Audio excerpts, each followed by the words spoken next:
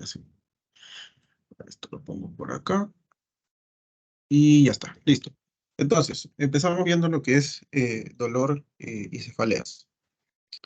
Primero que nada, lo que es el dolor. Esto, ya, ahora sí. Primero que nada, lo que es el dolor, ¿no? El dolor, ¿qué viene a ser? El dolor se describe como una experiencia sensorial y emocional, ¿bien? Entra acá bastante el ámbito emocional, bastante desagradable, ¿bien? Que va a estar, o bueno, va a ser predecida, ¿bien? Por un daño. Dentro de ello tenemos dos puntos importantes, ¿no? Tenemos distintos tipos de clasificación. Primero tenemos, ya sea por el tiempo de presentación, ya sea agudo o crónico, como también tenemos otros tipos de dolor, ¿no? Como viene a ser, por ejemplo, el nociceptivo, el nociceptivo se va a dividir en dos, ¿no? Lo que es el somático y lo que es el visceral. Después de eso vamos a tener también lo que es el dolor neuropático, que el dolor neuropático a su vez también se va a clasificar, ya sea o si es central o si es periférico. ¿Bien? Y después también de eso tenemos como otra subclasificación, ¿no? Es como que está al medio entre los dos, ¿no? Que es el mediado simpáticamente. Pero bien.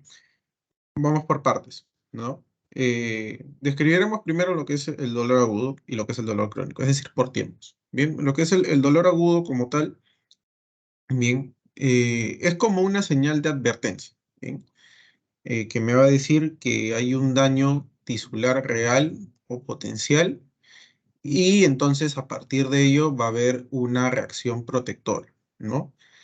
Que en este caso, ¿no? Puede ser, por ejemplo, ¿no? El efecto de retirada en algún momento. Pero muchas veces se asocia no solamente a eso, ¿no? Que eso vendría a ser trauma, sino también a lo que es la parte quirúrgica postoperatoria, ¿bien? Y también lo que es una enfermedad aguda, ¿bien? Como podría ser, por ejemplo, los cólicos a nivel abdominal, ¿bien? Ahora, después también está otro, ¿no? Lo que es el dolor crónico, que es un dolor que va a durar más allá eh, del tiempo normal, por así decir, bueno, en primer lugar, ¿no? Lo que es la cicatrización de tejido, por ejemplo, ¿no? Es decir, más allá de 6 meses, según se describe. Y además de ello, ¿no? Que a diferencia del dolor agudo, este de acá no tiene un papel protector, es decir, no me va a indicar de que hay un daño como tal para que yo haga el efecto de retirada, para que em, pueda acudir a algún centro para poder eh, quizás ver si es que hay alguna patología de fondo, bien, etcétera, bien. En este caso ya es más una entidad patológica como tal, bien, por derecho propio, que algo está, es decir, de que definitivamente hay algo. Entonces lo ponemos acá, bien, para ir yendo en orden, ¿no? Características de lo que es el dolor agudo, ¿no? Daño tisular, vamos a poner. Bien, daño tisular, que me va a dar, ¿no? Lo que es una reacción protectora. Después, ¿qué cosa más? ¿No? ¿A qué dijimos que estaba asociado? A lo que era el trauma, ¿bien? Trauma, cirugía, ¿bien? Y o lo que viene a ser una enfermedad aguda también. Por otro lado, no teníamos lo, después vuelvo a ponerlo, lo que es el dolor crónico, ¿no? Dolor que va más allá, ¿bien? De 6 meses. Y después de eso, definitivamente no patológico, asociado, ¿no? Bien, entonces eso en cuanto a lo que es el tiempo de presentación. Ahora, tenemos los distintos tipos de dolor, ¿no? Que por ejemplo, ¿no? Acá hay distintas características, ya sea de nociceptivo o de neuropático, porque a partir de estos dos es de donde nacen los demás. Primero vamos a ir viendo las características que tiene cada uno de ellos, ¿no?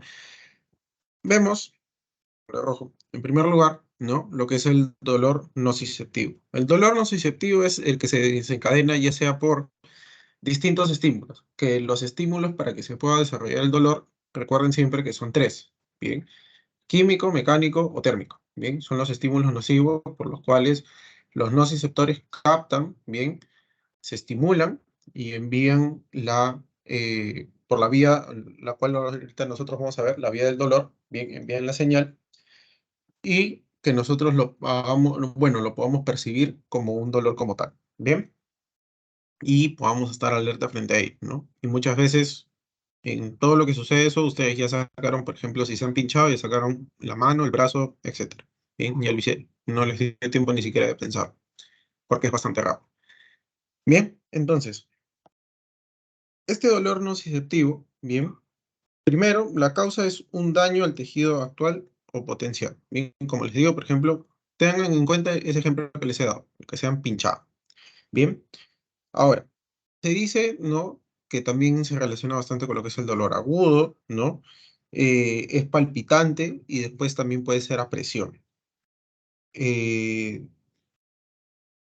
Puede haber, ¿no? Cierta debilidad por el dolor a nivel motor, ¿bien? Es decir, de repente, ante un golpe, ¿bien? Por ejemplo, puede suceder ello, ¿no? Es poco común de que haya una hipersensibilidad, ¿bien? Y también de que la irradiación es poco común. Muchas veces es simplemente localizado, ¿bien? O simplemente circunda levemente a lo que es la lesión o el punto en el cual se ha ejercido el daño, ¿bien?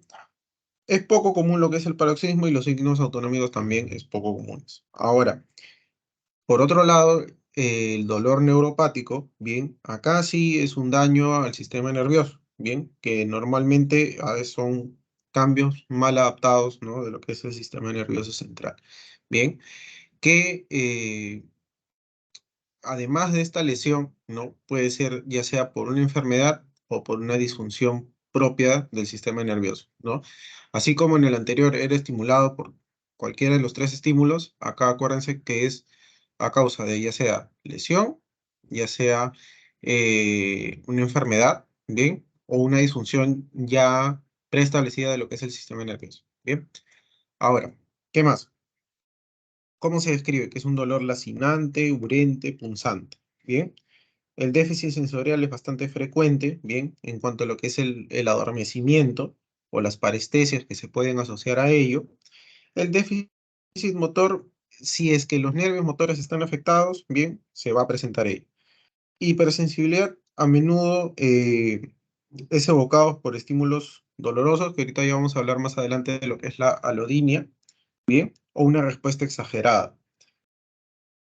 Eh, en cuanto a lo que es los signos autonómicos, acá va a haber cambios de lo que es el color, va a haber aumento de lo que es la temperatura en la zona, quizás, lo que es la presencia de edema, diaforesis, que se va a presentar en un gran porcentaje de pacientes. Ahora, eso es en cuanto a características de cada uno, ¿no? Pero dentro de ellos, como les decía, hay otros como subtipos, ¿no? Que se clasifican dentro de ellos. Ahora, dentro de lo que es el dolor nociceptivo, les dije que habían dos, ¿no? Lo que era el somático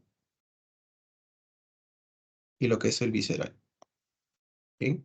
Tenemos esos dos. Ahora, ¿qué sucede en cada uno de ellos, no? En el dolor somático, ¿no? Es propiamente el dolor musculoesquelético, ¿bien? Que es un dolor agudo y localizado, que dependiendo de cómo sea el tipo de noxa, ¿bien? Va a variar en su duración y en cómo es que se va a presentar. Bien, acá acuérdense, ahorita vamos a hablar un poquito más, de que están implicadas las fibras A. Perdón, eso no es la delta, A delta. Bien, acuérdense que está implicado. Ahorita vamos a hablar de eso. Y en lo que es el dolor visceral, bien, es un dolor ya sea sordo, difuso, bien, es un dolor profundo, bien, y en este de acá están implicadas las fibras C. Bien, entonces, acuérdense de estas dos que nosotros tenemos acá. Y eso lo vamos a poder, uy, eso lo vamos a ver directamente acá. Bien. Existen dos tipos de fibras, bien, en realidad son tres, bien, pero por lo general se describen estas dos principalmente, bien, lo que son estas fibras nociceptivas, que son las encargadas de poder em, llevar, transportar el dolor, bien, ya sea de manera rápida o de rápida lenta. A uno se les dice fibras rápidas, otros fibras lentas, bien. Son las encargadas de transportar, bien, por todo el mecanismo, o bueno, por toda la vía del dolor, que en un ratito vamos a ver, bien. Pero estas fibras de acá, bien, tienen distintas características. Por ejemplo, estas fibras A delta, bien, estas que nosotros tenemos acá, las A delta, bien, como nosotros vemos acá, bien, tienen una cubierta del axón que es mielínica, bien, es mielinizada. Su umbral de excitación es menor, por lo tanto, ante cualquier estímulo doloroso, estas van a reaccionar más rápido que, por ejemplo, la C, que tienen un umbral de excitación aún mayor. Es decir, se necesita un estímulo más fuerte para que éstas se puedan activar.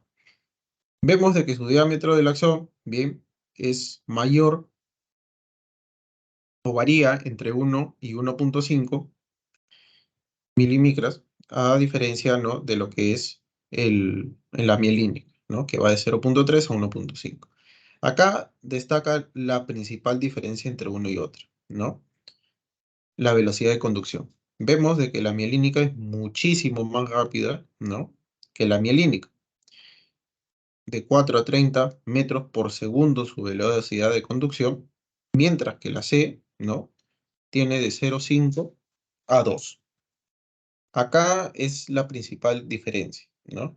En cuanto a lo que es qué tan rápido es que se va a presentar el dolor en cada una de ellas. Como vemos, ¿a qué está asociado? ¿No? Las fibras mielínicas están asociadas a lo que es el dolor agudo y punzante, mientras que la mielínica o la fibra C están asociadas a lo que es un dolor tanto lento y quemante. ¿Bien? Acuérdense de estas dos, bien, principalmente. Y lo digo recuerden porque esto es algo bastante frecuente que se pregunta en los exámenes también. Listo. Entonces, para continuar, ya hemos visto en cuanto a lo que es el dolor nociceptivo. En cuanto a lo que es el dolor neuropático, y lo vamos a poner acá, bien, tenemos otros tipos, ¿no? Habíamos dicho lo que era el central y el periférico y el que iba por el medio. Principalmente, primero, ¿no? Lo que es el central es básicamente una disfunción. La disfunción de lo que es el sistema nervioso central. ¿A causa de qué cosa puede ser? ¿No? Por ejemplo, ¿no? Lo que es un dolor que va a estar producido a causa de un ACV previo, por ejemplo, ¿no? O, por ejemplo, también lo que se presenta en pacientes amputados, ¿no? Lo que es el famoso dolor de miembro fantasma, ¿sí? Lo que es el famoso dolor de miembro fantasma, que eso lo van a ver en pacientes amputados, ¿bien? Específicamente eso lo van a ver en lo que es rehabilitación, sexto año, el dolor de miembro fantasma, o lo van a ver en endocrino, perdón, en traumato, ¿bien? Y lo van a ver directamente. Y después, por otro lado, ¿no?, tenemos lo que es el dolor periférico, ¿no? El dolor periférico, así como esta es disfunción del sistema nervioso central, este va a ser, ¿no?, lo que es un daño en nervios periféricos, ¿bien? Un daño en nervios periféricos. Que, por ejemplo, esto se va a dar en pacientes que presentan una neuropatía diabética, por ejemplo, ¿bien? Una neuropatía diabética, la neuralgia posherpética también,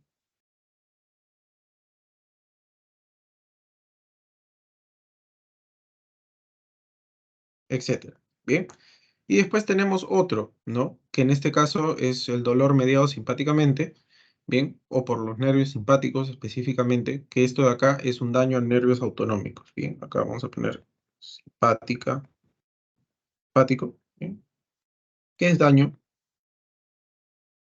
autonómico? ¿Bien? Un daño autonómico. Y es básicamente ello, ¿bien? Entonces, eso es en cuanto a la descripción de lo que es, primero, qué es el dolor, ¿bien? Los distintos tipos de dolor, ya sea por presentación o por clasificación, ¿bien? Y después de eso también hemos revisado lo que es las fibras que están implicadas en lo que es el dolor, que ahorita van a tomar un poquito más de importancia cuando hablemos de lo que son las vías del dolor. Bien, hasta ahí, ¿alguna pregunta? ¿O todo claro? ¿O no se entendió nada?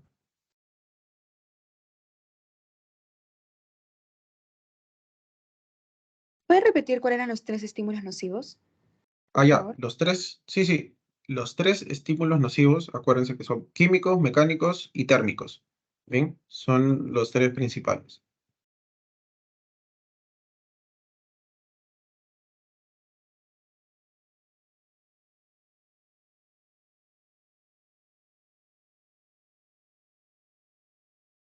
Bien, entonces, si no hay más preguntas, continuamos. Ahora voy a poner.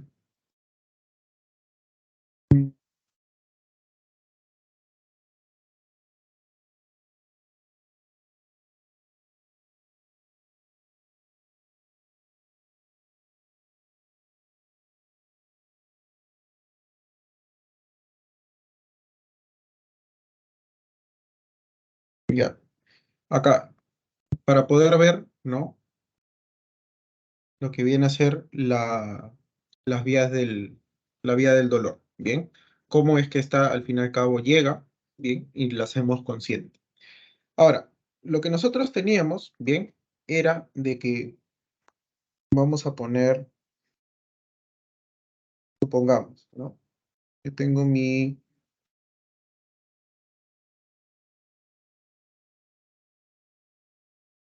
manito, no soy el mejor dibujando, pero supongamos, ¿no? Yo tengo mi mano, ¿bien? Y acá, ¿no? Va a haber, pongamos, un estímulo nocivo, una punta, ¿no? Una punta en la cual se aplica. Ahora, cuando se aplica ello, ¿no? Nosotros, como les decía, rápidamente lo que va a hacer la mano es hacer el efecto de retirada, ¿bien? Lo va a retirar de ahí porque va a sentir dolor. Ahora, en todo ese proceso, ¿bien? ¿Cómo es que pasa? Nosotros acá, en la punta de los dedos, ¿bien? En general, en toda la parte superficial del cuerpo, nosotros lo que tenemos, ¿bien? Y en todo el cuerpo en general, nosotros tenemos lo que son los llamados nociceptores, ¿bien? Del dolor. Estos nociceptores, bien, van a responder, como decíamos, ¿no?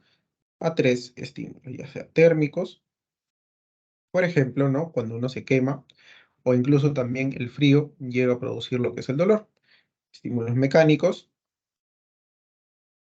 como también vienen a ser los estímulos químicos. Bien, este, por ejemplo, que me estoy hincando, sería un estímulo mecánico.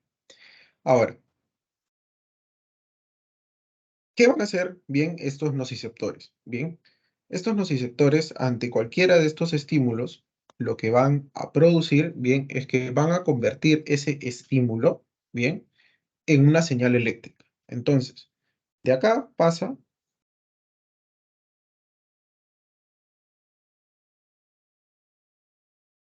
vamos a ponerlo así, pasa a una señal eléctrica, ¿no? Pero esta señal eléctrica, bien, viene a ser lo que es el famoso potencial de acción, bien, se genera. Entonces, este potencial de acción, bien, va a ser transmitido, bien, hacia determinada zona del sistema nervioso, bien, que ahorita vamos a hablar cuál es. Pero para que sea transmitido, bien, hay dos implicados dependiendo en dónde nos encontremos. Estos dos implicados, bien, vienen a ser las fibras, ya sean A delta, bien, o las fibras C. Acuérdense, rápido, lento. Acuérdense así, ¿ya? Ahora, continuamos, ¿no? Van a ser transmitidas. ¿Hacia dónde son transmitidas? ¿No? Acá, ¿no? Son transmitidas hacia esta zona que nosotros tenemos acá, que viene a ser bueno, la entrada aferente en primer lugar, ¿no?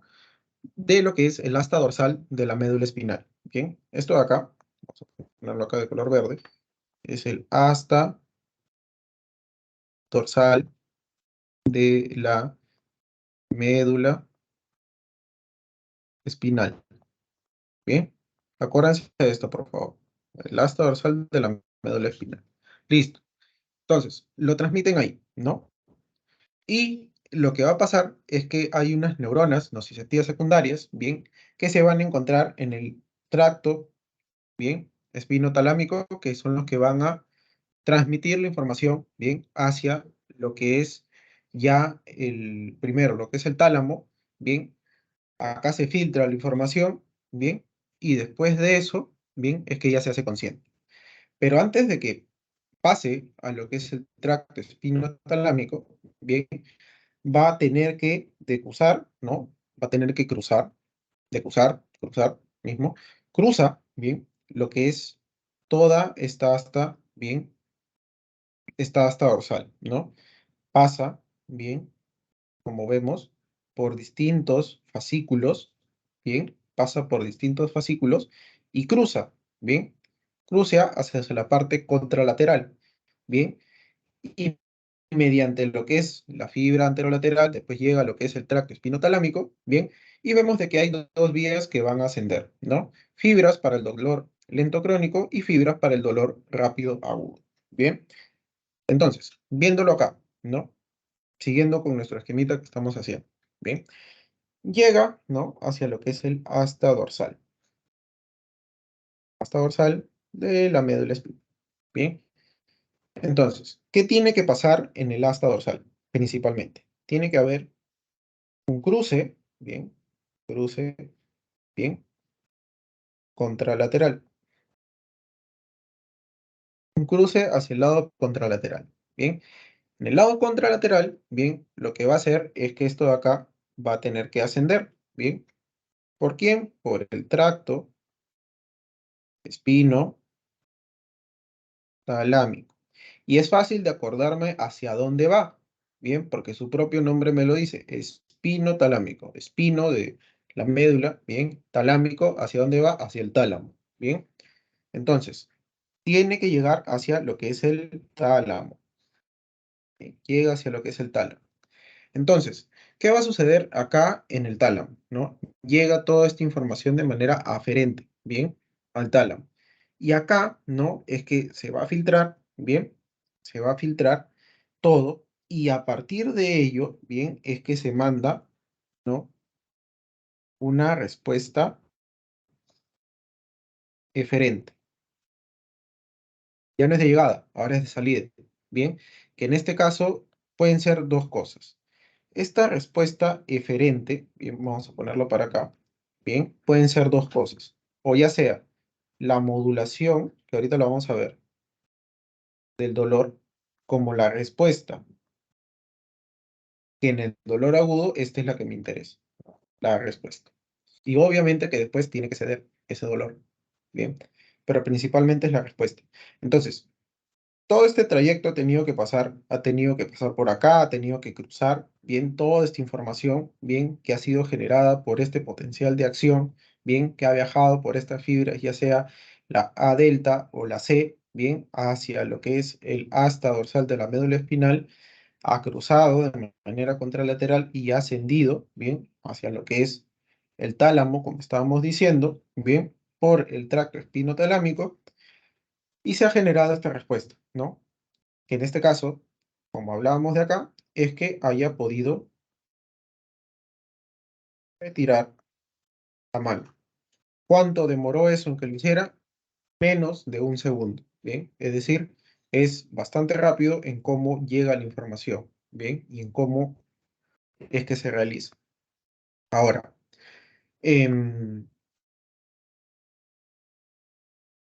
este de acá, ¿no? Este respuesta de retirar la mano, ¿bien? No es, bien, algo que nosotros hagamos de manera consciente como tal, ¿bien? Esto de acá, básicamente, por eso lo pongo acá también, es un reflejo, ¿bien?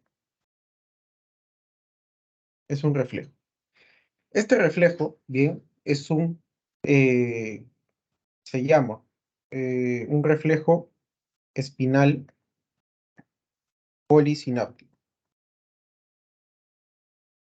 ¿bien? Un reflejo espinal polisináptico, que, como les digo, lo que hace es que una parte del cuerpo se aleje del estímulo doloroso, ¿bien?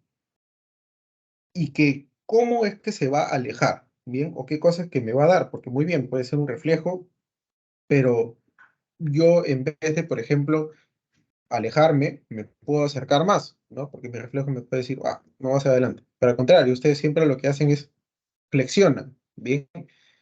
Flexionan, más no extienden, ¿no? Entonces suceden acá dos cosas, ¿no? Acá lo que se hace es que se contraigan, ¿bien? Contracción, vamos a poner acá. ¿De quiénes? De los flexores. De todos los músculos flexores que participen en un movimiento. Más allá, ¿no? Hay lo que es la relajación de, en este caso, ¿no? Lo que son los extensores. ¿Bien? Básicamente eso es lo que sucede. ¿Bien? Entonces, todo eso es lo que va a suceder cuando se produce lo que es el dolor. ¿Bien? Hasta lo que es el reflejo de retirada. ¿Se entendió? ¿No se entendió? ¿Preguntas, dudas? Por favor, chicos.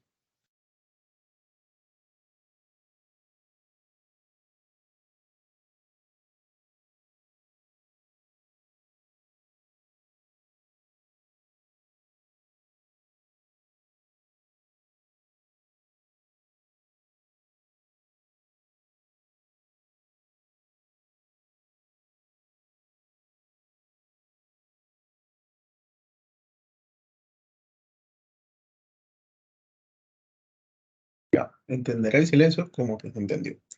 Bien, entonces, ahora pasamos a el otro tipo de respuesta que tiene que haber, ¿no? Que en este caso viene a ser la modulación de lo que es el dolor, que no es nada complicado, ¿bien? No es nada complicado en quienes participan, ¿bien? Em,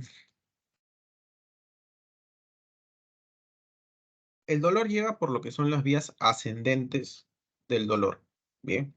Es decir, porque todo asciende, ¿bien? Va de lo que es la, el asta dorsal, ¿bien? Asciende por el tracto espinotalámico, ¿bien? Hasta el final llegar a la corteza, ¿bien? Posterior de lo que es el tálamo. Ahora, existen lo que son las vías descendentes de lo que es el dolor, y acá es donde actúa la modulación de lo que es el dolor, ¿bien? Vemos, ¿no? Nuevamente de cómo es que se produce todo, ¿bien? Vemos de que hay un daño, ¿bien? Se estimula lo que es el nociceptor, ¿bien? Viaja, bien, por lo que son los nervios periféricos, pasa, bien, lo que es el asta dorsal y llega a lo que es la médula espinal. De acá, de la médula espinal, decusaba, bien, y ascendía por lo que era el tracto espinotalámico, bien. Llegaba al tálamo, bien, y también a la corteza. En el tálamo se enviaban las respuestas eferentes, que en este caso estaba tanto la modulación como también lo que era una respuesta que tuviera que haber, bien. Entonces, vemos ahora, ¿no? Lo que viene a ser la respuesta o bueno, lo que viene a ser la modulación como tal. La modulación, bien, en este caso, va a estar conformada por neuronas que van a estar de manera intermedia dentro de lo que es la parte superficial de la médula espinal con lo que son los tractos neurales descendentes, es decir, de toda la vía descendente del dolor, por las cuales se va a inhibir esta señal del dolor y va a decir, ya entendí de que tengo que alejarme de ahí, bien, porque me hace daño, pero ya para, por favor, bien. Es básicamente cómo es que se presenta, ¿no? Si es que, por ejemplo, fueran personas las que están ahí, bien. Entonces, ¿qué es lo que sucede? Acá, ¿quiénes actúan? Bien, acá actúa bastante lo que son los opioides endógenos y tanto exógenos, ¿no? Que pueden, estos van a actuar en los terminales presinápticos de los nociceptores, bien, acá, terminales presinápticos, es decir, antes de que hagan sinapsis, bien, que lo que van a hacer, bien, es que van a estimular, ¿no? Lo que son la, los receptores de opioide mu, estos son los principales, bien, a través de un bloqueo indirecto de lo que vienen a ser los canales de calcio, bien, y apertura de los canales de potasio. Bien, entonces son esos dos. Me bloquean los canales de calcio y me bloquean la apertura de los canales de potasio. Bien, son esos dos. ¿Mediante quiénes? O bueno, a quiénes que voy a estimular al opioide U. ¿Para qué? Para que al final se inhiba lo que es la transmisión del dolor. Bien. ¿Qué pasa? ¿No? De que cuando hay esta inhibición de la entrada de calcio, bien, y la salida de potasio, lo que va a hacer es que va a haber una hiperpolarización que va a inhibir la liberación de distintos neurotransmisores, bien, y por lo tanto va a producirse también analgesia. Esa es una parte, ¿no? Eso es una parte. Lo cual, ¿no? Viene a ser de que en cristiano, ¿no? Se bloquean los terminales presinápticos del nociceptor, bien, que hemos dicho, mediante lo que es, se apagó, mediante lo que es el receptor, ¿no? Opioide mu, y hay dos caminos, ¿no? Primero, ¿no? Bloqueo canales de calcio, ¿bien? Y después también inhibo salida del potasio, ¿bien? Que al fin y al cabo lo que me hace es que no neurotransmisores. Por lo tanto, si es que no hay neurotransmisores, no se van a poder liberar, ¿bien? Lo que es la sustancia P, las prostaglandinas, serotonina, acetilcolina, ¿bien? Que están implicados en lo que es la transmisión del dolor, pero básicamente lo que hace es que ya entendí de que hay dolor, ya, para por favor de estimularte, ¿no? Eso es para que no haya más presencia de dolor, pero ya de por sí se ha liberado, se ha enviado lo que es el estímulo, entonces en la parte descendente tiene que haber otro tipo de sistema que el cual me diga o detenga, bien, ya el estímulo que se ha presentado anteriormente, bien, que en este caso, bien, viene a ser por lo que viene a ser los opioides, ay, pensé que estaba con el resultador, por lo que son los opioides, bien, la norepinefrina, la glicina y el sistema GABA, bien, que estos de acá lo que van a hacer son los inhibidores, bien, en la vía descendente del dolor, bien. Entonces, básicamente es ahí, ¿no? ¿Por qué? Y además de ello, ¿no? Hay otros que van a estar presentes, ¿bien? Que están lo que son las beta-endorfinas, las encefalinas, las dinorfinas, ¿no? Que son péptidos, ¿bien? Que lo que van a hacer es aliviar el dolor, ¿bien? Básicamente es ahí, ¿bien? Para no marearnos tanto, ¿bien? Uy, casi se cae. ¿Bien? Hasta ahí, ¿se entendió? ¿No se entendió? Sí. Ya, buenas. Entonces, no hay preguntas. Listo. Ya. Entonces, ya hemos visto lo que es, cómo es que se produce el dolor, ¿bien? Hemos visto distintas situaciones, ¿bien? En las cuales se van a presentar. Y ahora lo que nosotros vamos a tener son algunas alteraciones clínicas. Son solamente algunas, ¿bien? Porque existen bastantes, pero son las que les detallan en su teoría, ¿bien? Primero vamos a ver lo que es la hiperalgesia. La hiperalgesia es que básicamente la vía nerviosa está demasiado excitada, ¿bien? Ya es un problema, digamos, ¿no? Si es que hacemos match con lo que hemos estado hablando, es un dolor neuropático, ¿bien? Por lo que viene a ser un daño central, ¿bien? Ya es una disfunción del sistema nervioso, ¿bien? Hay una hipersensibilidad en ello. Entonces lo que nosotros vamos a tener es que este va a ser demasiado excitable. Si es demasiado excitable, bien, lo que va a pasar es que el dolor va a ser al mínimo estímulo posible. Bien, vamos a poner acá.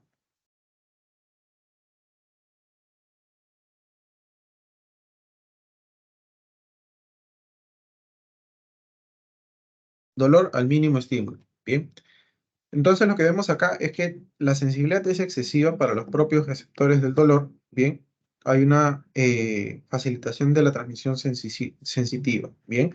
Entonces lo que nosotros vemos, bien, es que acá, bien, hay una respuesta, hay una curva de respuesta normal al dolor, bien, según la intensidad que hay, bien, pero como es demasiado excitable, bien, ¿no? A eso nosotros le vamos a llamar una hiperalgesia, bien, que es la respuesta no va a ser normal, sino va a ser a menores estímulos.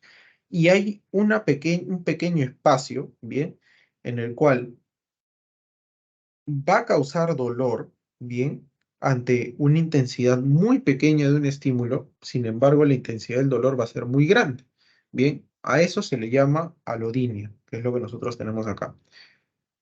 Que para ponerles un ejemplo y que me entiendan bien, es que básicamente, por ejemplo, yo tenga dolor de estar, por ejemplo, que el polo me cause dolor, por ejemplo, ¿no? Que el ahorita simplemente con poner manos sobre el escritorio me cause dolor, ¿bien? Y ya ni les digo de, por ejemplo, al estar sentado acá me cause dolor, ¿bien? Pero un dolor bastante fuerte, cuando normalmente no debería de ser así, ¿no? No es una respuesta normal que hay al dolor.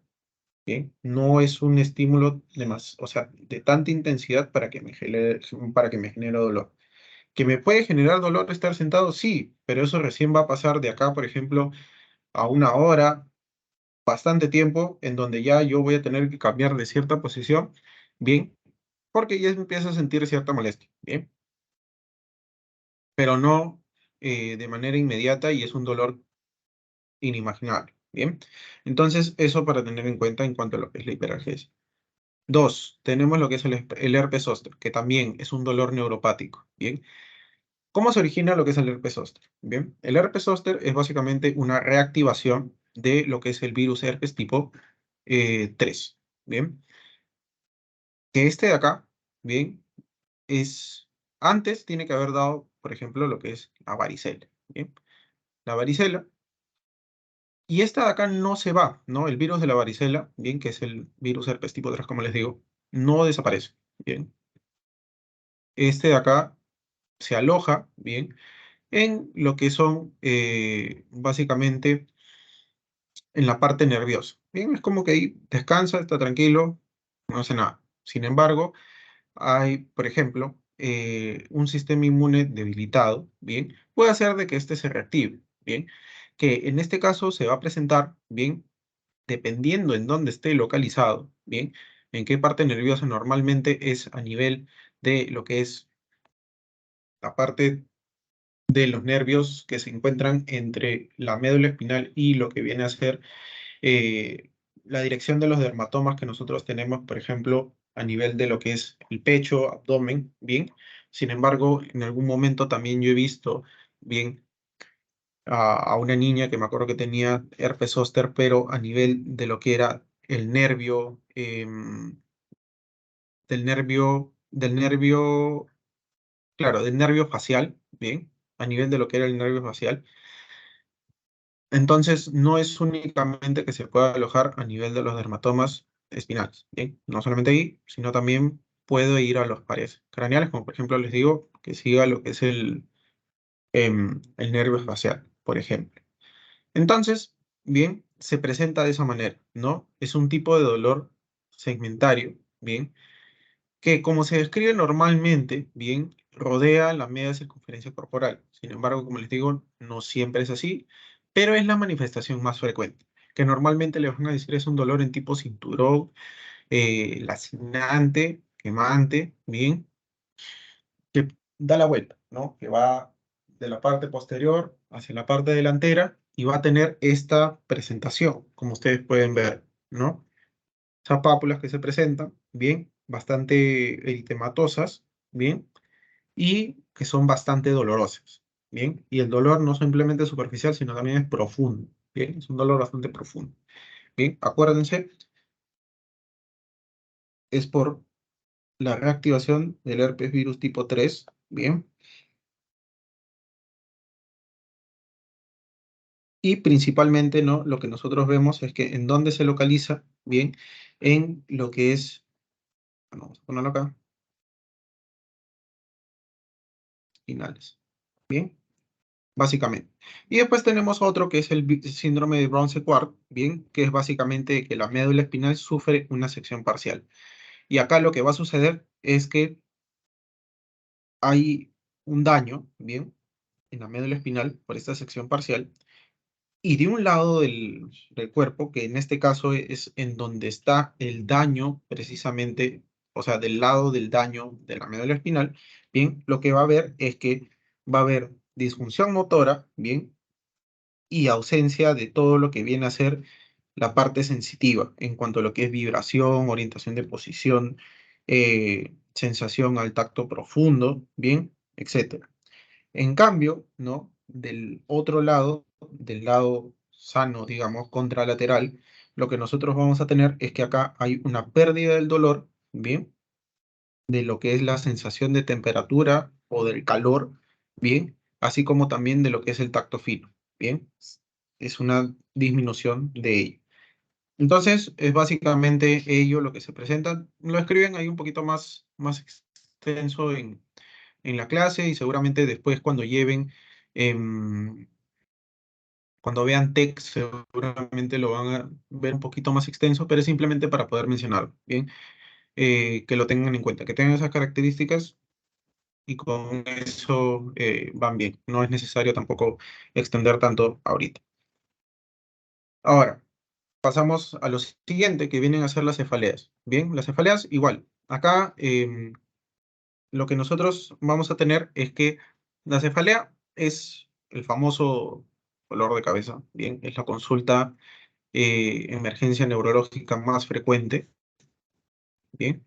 Y de acá nosotros tenemos que tener en cuenta que dentro de las cefaleas existen muchos tipos de cefaleas, bien, que por ejemplo lo tenemos acá, la tensional, en racimo, secundaria, bien, la migraña, bien, son distintos tipos. Pero de acá es importante el detallar primero, ¿no? El poder definir lo que es la migraña, que presente aura, no presente aura, ¿bien? ¿Cómo es que se presenta? Porque la gran mayoría tiene un origen común, ¿bien? Le pongo ahí los signos de alarma que, bueno, no es necesario revisarlos en este momento, ¿bien?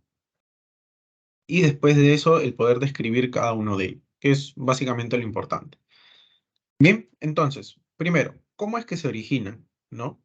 Lo que nosotros tenemos es que a nivel del hipotálamo, bien, van a actuar primero distintos factores desencadenantes y una predisposición genética que es bastante importante y bastante fuerte según lo que se describe.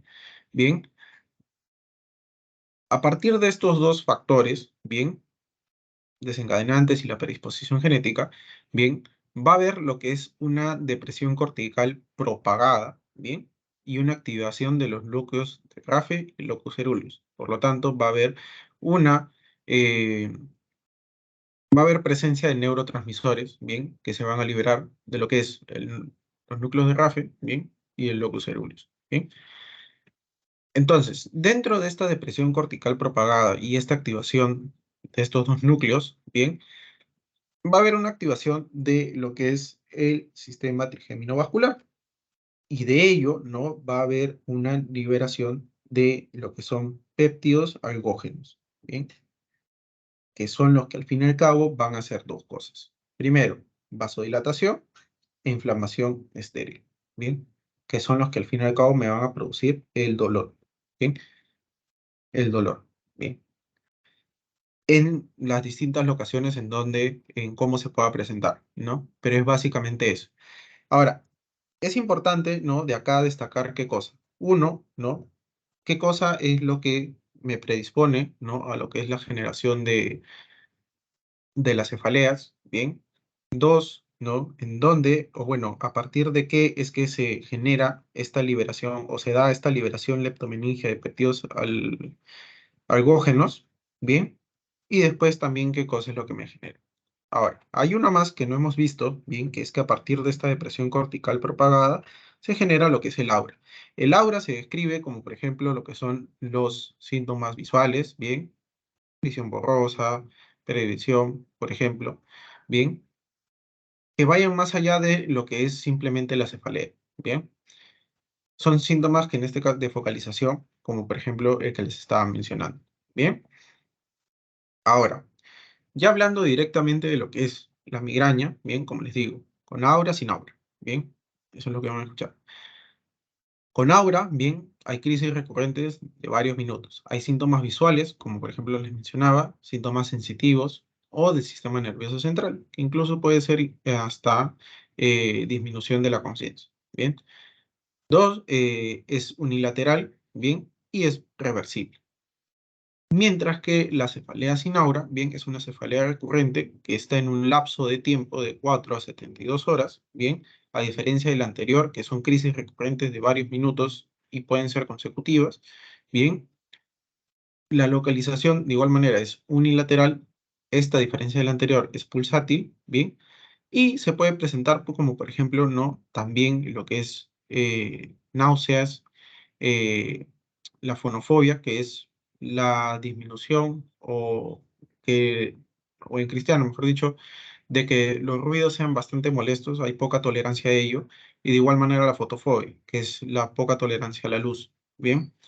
Por eso seguramente si ustedes han tenido alguna cefalea, migraña o algún familiar ha tenido, muchas veces lo que hace es que apaga todo, bien, apaga las luces, bien, y también se trata de tener el menor ruido posible, bien. ¿Por qué? Porque es bastante molesto.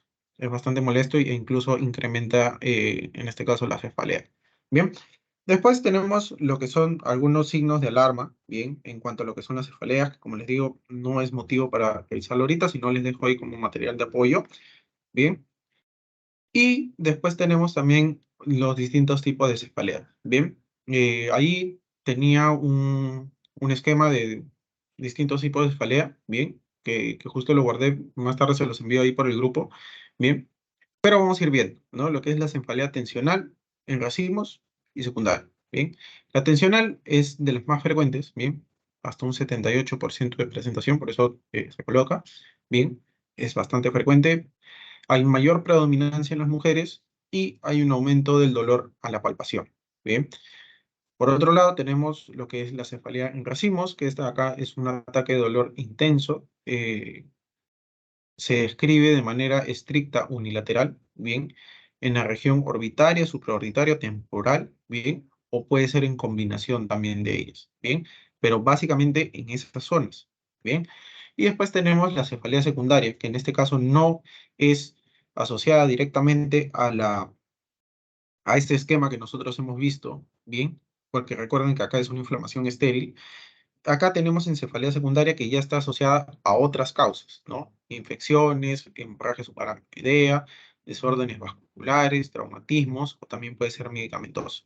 Bien, entonces, hasta ahí en cuanto a lo que es cefalea. Como le digo, era algo bastante rápido que no quería detenerme mucho. Bien, sin embargo, son algunos puntos que deben de tener en cuenta. Sobre todo, por ejemplo, esto que me acuerdo que a mí me lo preguntaron, lo que era la migraña con aura, sin aura, eso me acuerdo que me lo preguntaron. Bien. Entonces, hasta ahí. ¿Preguntas, dudas? Si no, pasamos a hipertensión. Hipertensión, yo sé que de repente este primer tema fue un poquito aburrido, pero acá hipertensión sí les va a gustar más, lo prometo. Sí. Es más bonito de estudiarlo.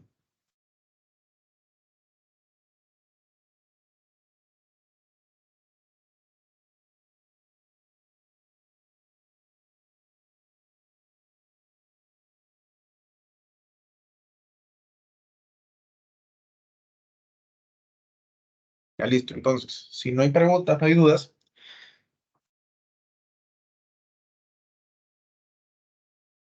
continuamos. Bien. La hipertensión arterial. Bien, la hipertensión arterial, bien, en primer lugar, eh, nosotros vamos a tener distintos tipos de clasificaciones en cómo es que esta se va a definir. Bien, por lo general, ¿no? Decimos de que hipertensión, bien, viene a ser presiones que vayan por encima, ¿no? De lo que es 130, bien, en sistólica, y en diastólica presiones que vayan por encima de 85. Normal es que, como ustedes pueden ver, de que esté por debajo de esos valores. Bien, ya después, si es hipertensión arterial, no, bueno, elevada, bien, hipertensión, bueno, presión arterial elevada, hipertensión de grado 1, de grado 2, ya depende, bien. Pero básicamente el cómo se define es que esté por encima de esos valores, bien. Sobre todo que vaya por encima de lo que es el 139, bien, 139 en sistólica y 89 en diastólica, bien. Ya para que deje de llamarse simplemente una presión alta, sino ya sea como hipertensión. Ahora, acá viene lo interesante, ¿no? Que es el poder ver cómo es que se genera, bien, la hipertensión arterial, bien. Tengan en cuenta de que la hipertensión arterial, ¿no? Es de las enfermedades no transmisibles más frecuentes, bien. Y además también es el factor de riesgo cardiológico más frecuente también, bien. Que a partir de ello, como ya vamos a ver, se pueden generar distintas patologías, incluso la muerte, bien. Ahí también la importancia. Y la importancia de todo esto también es que la hipertensión arterial es totalmente prevenible, bien. Ahí radica la importancia, bien, de que puedan saber el cómo es que se genera, bien, y ya después en que cómo poder identificar, bien, a pacientes que tienen hipertensión arterial, después darle seguimiento, poder manejarlos a tiempo y evitar lo que son las complicaciones que también vamos a ver, bien, que sobre todo las complicaciones son los que suponen un riesgo para lo que es su funcionalidad que tienen dentro de la sociedad, bien, y posterior a ello que incluso puedan llegar a la muerte, como les mencionaba, bien. El cómo se produce, bien, básicamente radica en qué cosa. Nosotros sabemos de que la presión arterial, bien, la presión arterial, en base a quién está dado, ¿no? La presión arterial básicamente está dada entre lo que es la resistencia vascular periférica, que lo tenemos acá, ¿bien? Tenemos un esquema bien bonito, bien, entre lo que es el gasto cardíaco y la resistencia vascular periférica, bien, básicamente en ello. Y ahorita vamos a ver.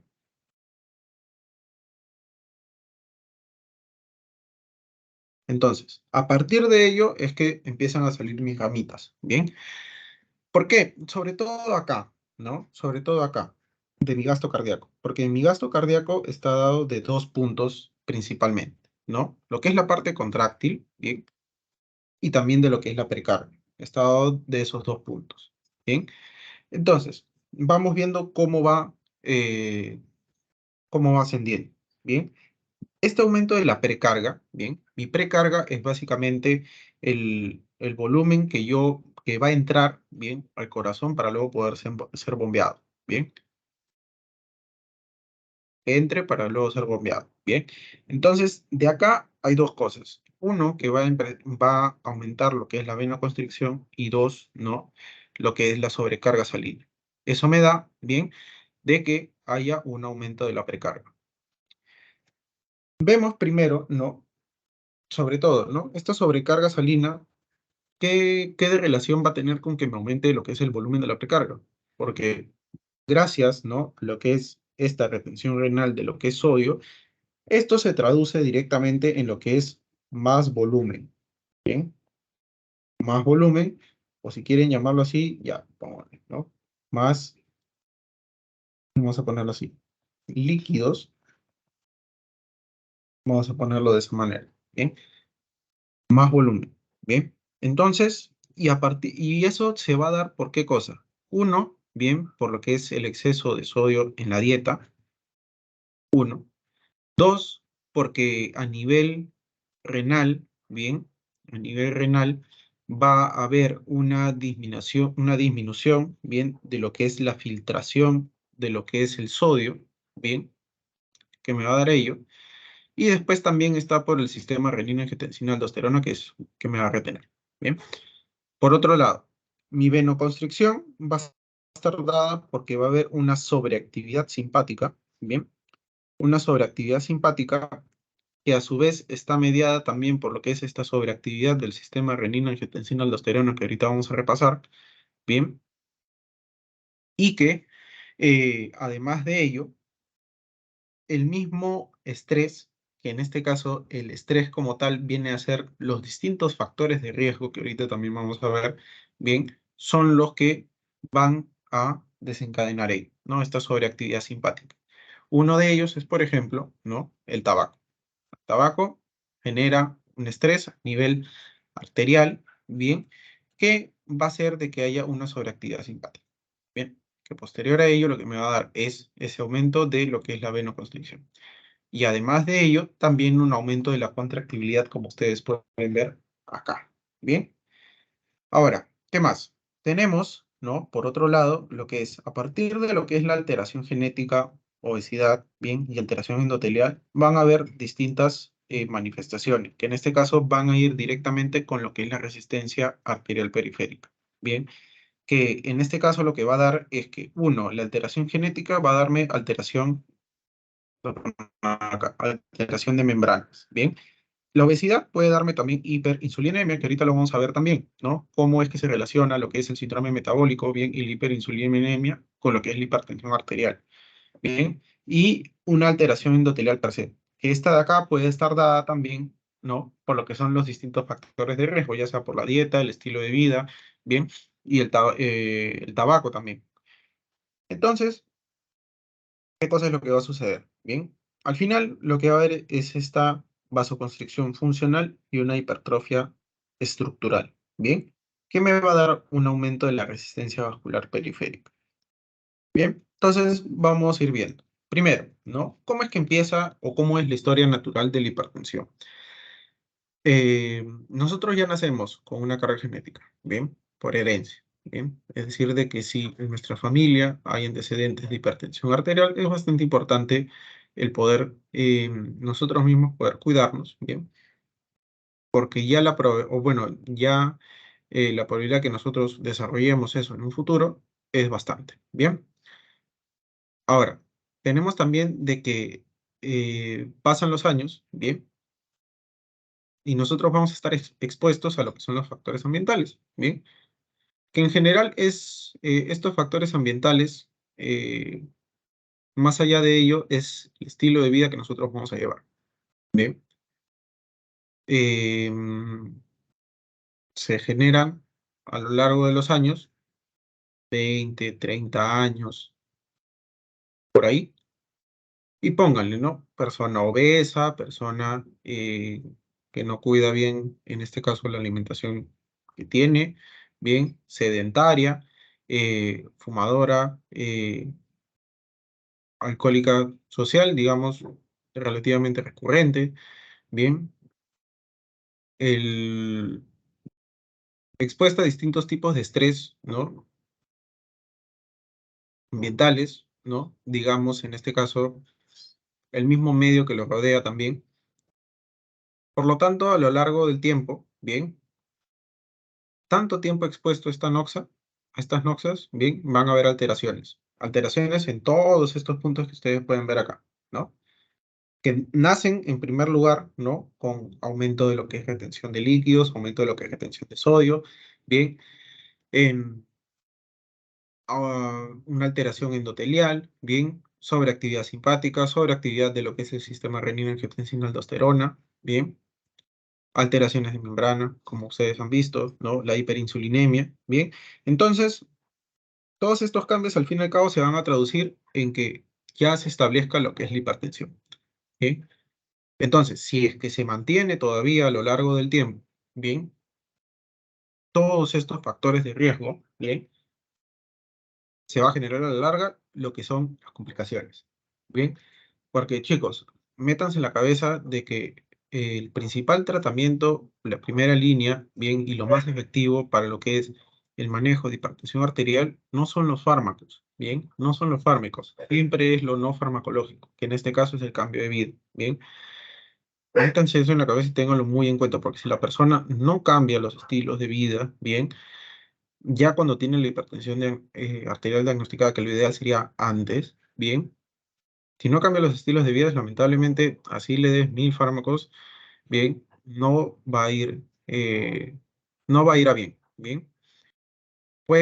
Los niveles de presión arterial los puede mantener normales, pero sin embargo, si no los cambia, es decir, si no cambia estos factores a los cuales está expuesto, bien, es muy probable que genere complicaciones, bien, y a muy temprana edad, bien, temprana edad, llámenle 50, 60 años, bien, manifieste alguna de las complicaciones que lo que van a hacer es que eh, deje de ser funcional, básicamente, bien, deje de ser funcional y disminuya la calidad de vida que tenga la persona.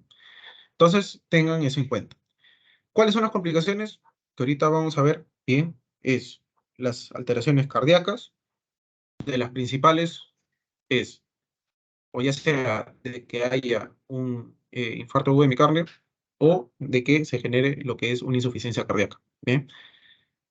La aterosclerosis, que eso vamos a ver en la próxima clase, bien, que va acompañada, ¿no?, con lo que es el síndrome coronario agudo, cual isquemia de miocardio, bien. Se va a relacionar también con lo que habíamos visto en las primeras clases, bien, lo que es el accidente cerebrovascular, bien, ya sea isquémico, hemorrágico, principalmente el hemorrágico, bien, alteraciones a nivel renal, bien, que si eso progresa, bien, va a ser de que la persona dependa, bien, de la diálisis toda su vida, 3 veces a la semana tenga que acudir, bien, y si es que no lo hace, se va a poner mal y va a reingresar al hospital, bien. Entonces, tengamos eso en cuenta, por favor. Desde ahorita, interiorícenlo, bien, y cuando tengan a los pacientes con hipertensión arterial, y eso parte desde la casa, hagan hincapié en esto que les estoy mencionando, bien, hagan hincapié en ello, bien, listo. Entonces, ya hemos visto de cómo es que progresa. Ahora, acá hablamos de eh, mm, uno de los sistemas más importantes dentro de lo que es la regulación de la presión arterial, ¿no? Y que al cual muchos de los fármacos siempre atacan, ¿no? Lo que es el sistema renina-angiotensina. Bien. Entonces, lo que nosotros tenemos es que el sistema renina-angiotensina, bien, em, hay distintos agentes que participan en este, ¿no? Hay distintos agentes que participan en este. Que en primer lugar, ¿cómo es que se va a captar, ¿no? Es que nosotros tenemos, bien, nuestra entrada, bien, arteriola aferente y nuestra arteriola eferente. Bien, acá está lo que es el glomérulo como tal. Bien, a nivel renal. Eso ya lo han visto en fisiología. Bien, que básicamente lo que va a suceder es que bien, cuando ingresa, bien, una menor cantidad de sangre a nivel de lo que es la arteriola aferente, perdón, hay unos sensores que lo van a captar, bien, y entonces se va a liberar el primer agente, ¿no?, que viene a ser la renina. Se libera, ¿no? Y esta disminución, bien, de perfusión va a ser en distintos casos, ¿no? Uno de ellos, por ejemplo, es que sea por hipovolemia, por ejemplo, entonces va a haber menor volumen, menor presión arterial, ¿sí? Entonces se detecta y cae, ¿no? Se libera lo que es la renina, ¿bien? O simplemente por X razón cae, ¿no? Se va a liberar la renina. Y la renina va a actuar con el angiotensinógeno que está desarrollado a nivel hepático, ¿bien? Se va a encontrar con él, ¿bien? Se encuentra con él y forman juntos la angiotensina 1. Luego la angiotensina 1, bien, para poder ser funcional, bien, se va a encontrar con la enzima convertidora de angiotensina, bien, que es generada a nivel pulmonar. Se encuentra con ella y forman la angiotensina 2. Se forman la angiotensina 2 y la angiotensina 2 es la que va a tener el efecto de, en este caso, como ustedes pueden ver acá, ¿no?, aumentar la presión arterial. Pero la pregunta del millón es, ¿cómo lo hace? Bien, ¿cómo es que lo genera? Bien, es que la angiotensina 2 va a actuar sobre los receptores AT1 o AT2. Bien, tengan en cuenta de que la angiotensina 2, bien, es un vasoconstrictor potentísimo. Bien, y todo lo que hace, bien, para tratar de salvar la presión arterial que aumente, lo hace de manera desmesurada. bien, lo hace muy brusco, bien, o muy tosco, díganlo así, bien, véanlo así, bien, para que después tengan en cuenta, bien, cuando veamos insuficiencia cardíaca, bien, puedan entender cómo, por qué es que llega a fallar después el corazón, bien.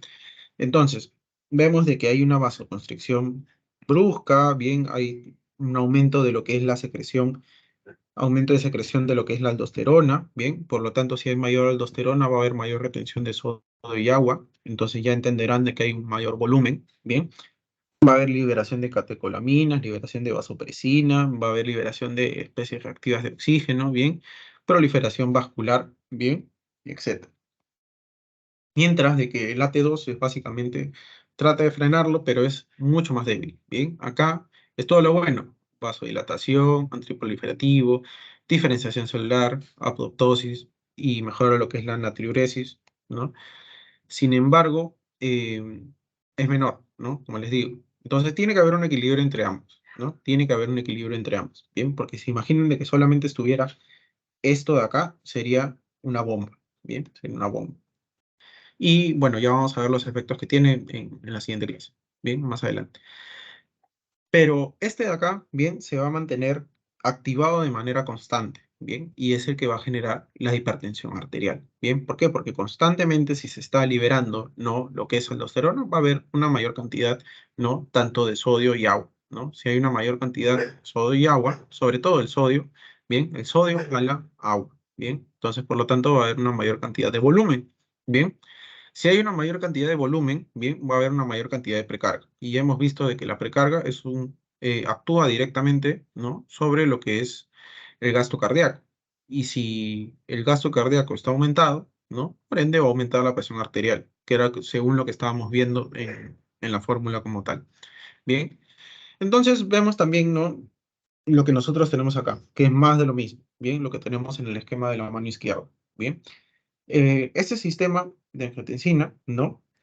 Al fin y al cabo, ¿no? Esta angiotensina 2 lo que va a hacer es que va a aumentarme, ¿no? Esta aldosterona, va a haber mayor retención de sodio y también me aumenta lo que es la vasoconstricción. Bien. Y esto, esa vasoconstricción, mediante, ¿no? Mediante la liberación de endotelina y liberación de noradrenalina también, ¿no? Pero también hay un sistema de bradiquininas, ¿bien? Que esto lo que van a hacer es que van a tratar de contrarrestar, ¿bien? ¿Por qué? Porque a partir de ellos que se genera en el endotelio, ¿no? Lo que es el óxido nítrico y lo que es la prostaciclina, ¿bien? Por lo tanto, me van a dar lo que es una vasodilatación, ¿bien? Ahora, ¿qué pasa cuando hay un daño del endotelio? Por ejemplo, como vamos a ver la siguiente clase en lo que es la aterosclerosis, ¿bien? Y también, ¿no? Ya les digo, por ejemplo, en pacientes fumadores, lo que va a suceder es que va a haber una alteración del endotelio. No va a haber una buena producción, bien, de lo que es el óxido nítrico y prostaciclina, bien, por ejemplo, bien. Y estos de acá son los vasodilatadores que me van a contrarrestar la vasoconstricción que me hacen otros tipos de sustancias. Entonces, ya ustedes se imaginarán qué cosa es lo que sucede. Bien, va a predominar la parte vasoconstrictora, bien, y uno de sus efectos, bien, uno de tantos que va a tener es actuar en pro, bien, del aumento de la presión arterial. Entonces, véanlo así, bien, por favor. Hasta ahí, ¿me han entendido, no? ¿Me han entendido o tienen alguna duda con respecto a esto?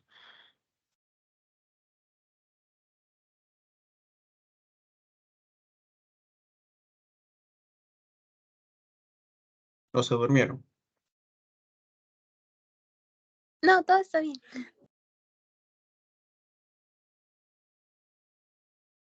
Ya, entonces, continuamos, bien.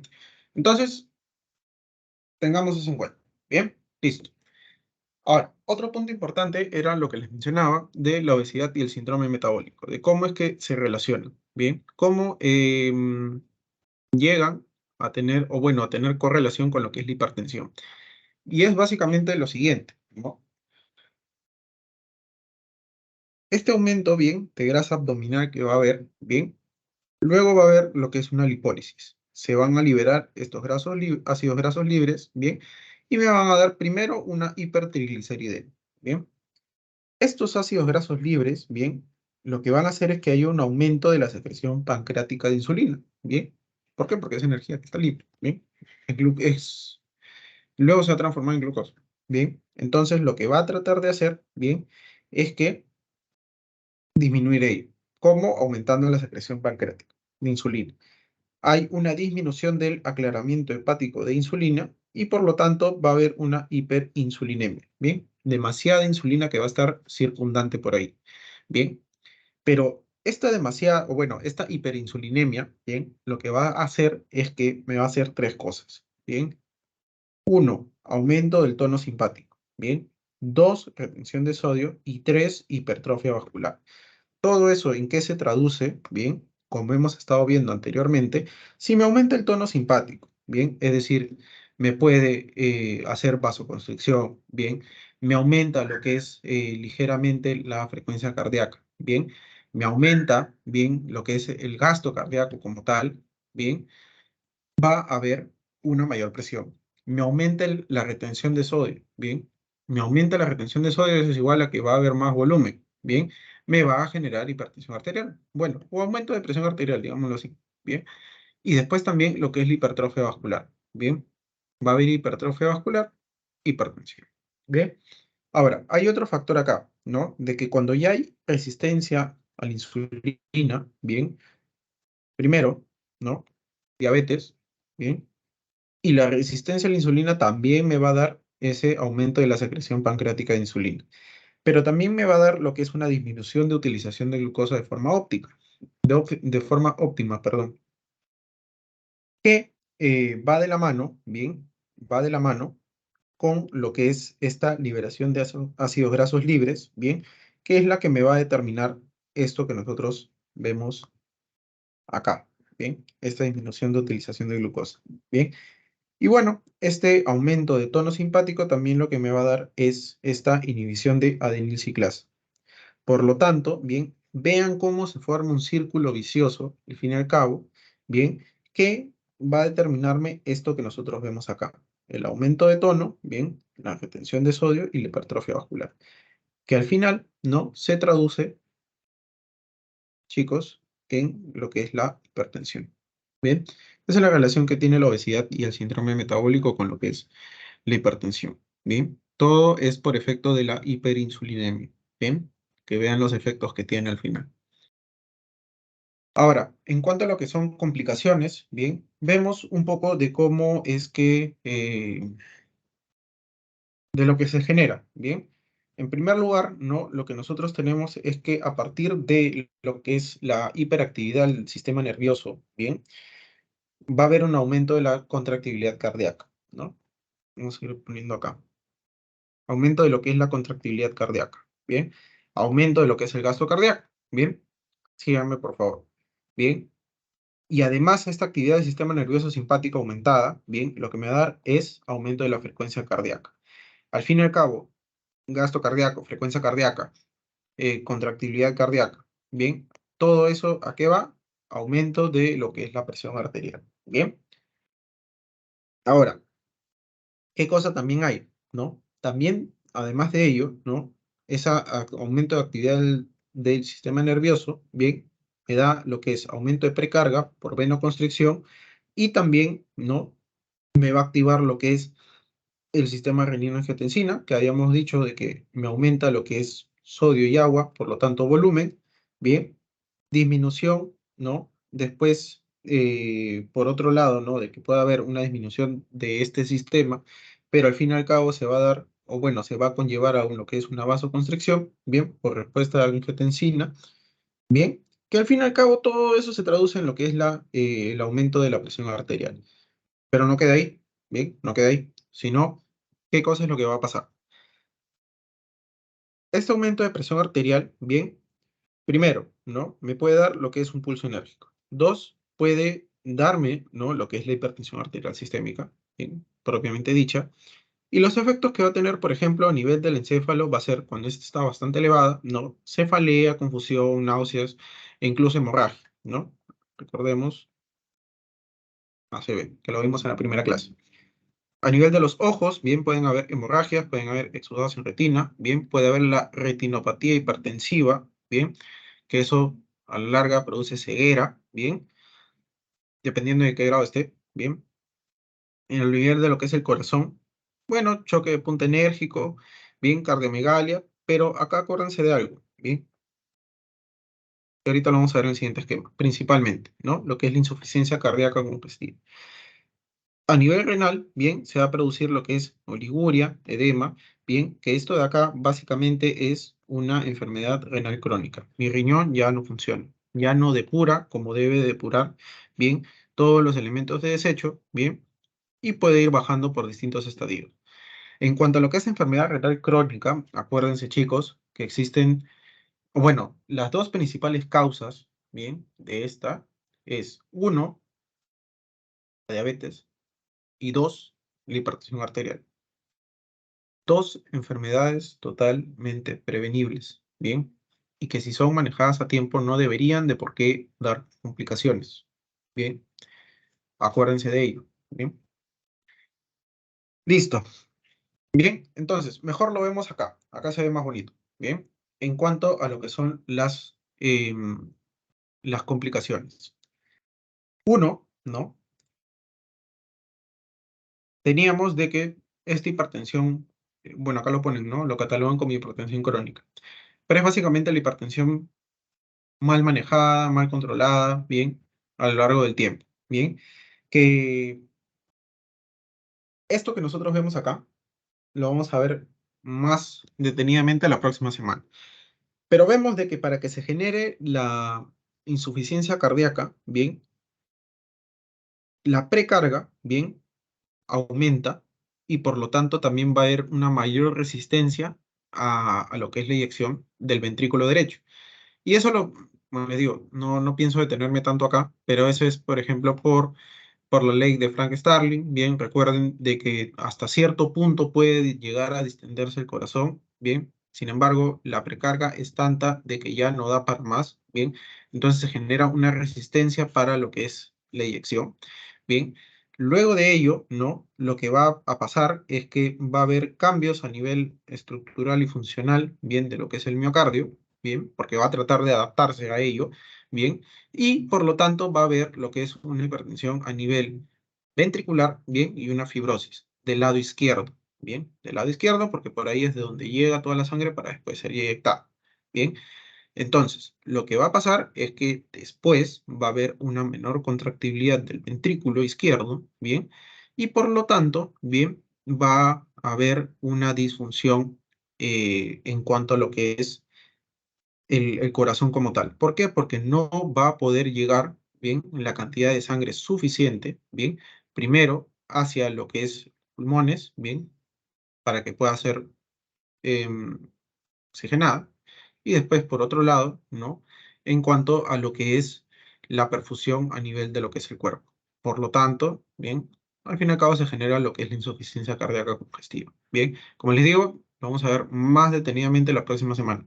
Pero acuérdense que nace a partir de ello, a partir de lo que es ese aumento de la precarga, ¿bien? Y la resistencia que se va a generar en el ventrículo izquierdo, ¿ya?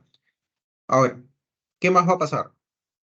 Como les decía, ¿no? Va a haber daño a nivel de lo que es el endotelio, ¿bien? De todo el cuerpo. ¿Qué me va a dar ello? Puede darme lo que es, primero la aterosclerosis. Y de la aterosclerosis me pueden dar dos cosas. O lo que es un IMA, ¿bien? Un infarto o en miocardio, pero acá lo ponen como un SICA, ¿bien? Que es un síndrome isquémico coronario agudo, ¿bien? Que es básicamente que se obstruye una arteria coronaria y el corazón se isquemia, ¿bien?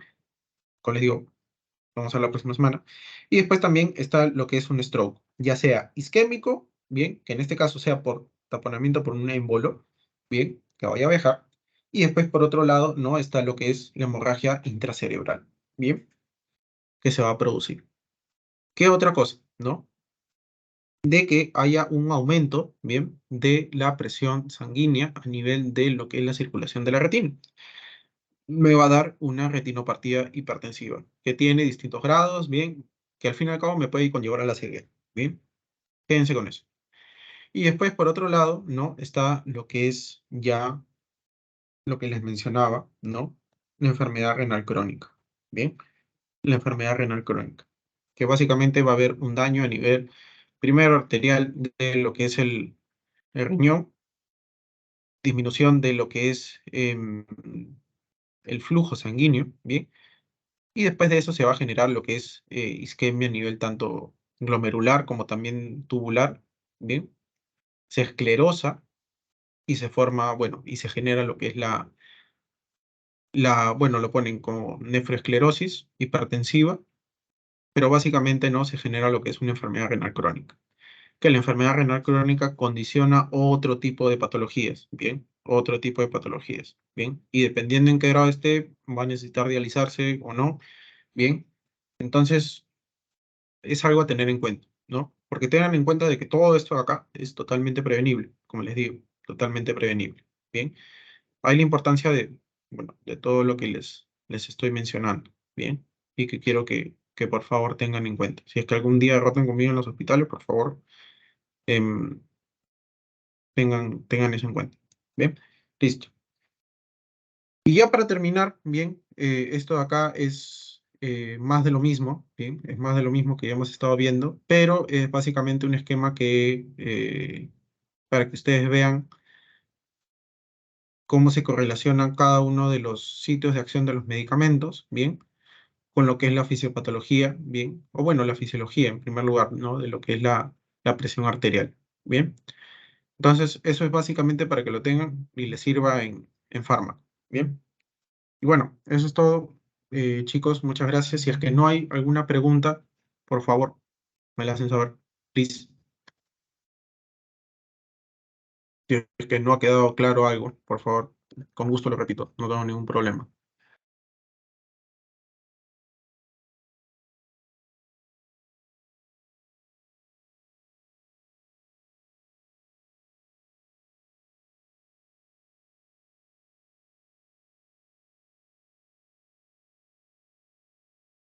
No, todo está bien. Muchas gracias. Listo, chicos. Entonces, les envío ahí el post-test, por favor, no se olviden de llenarlo para poder validar su asistencia.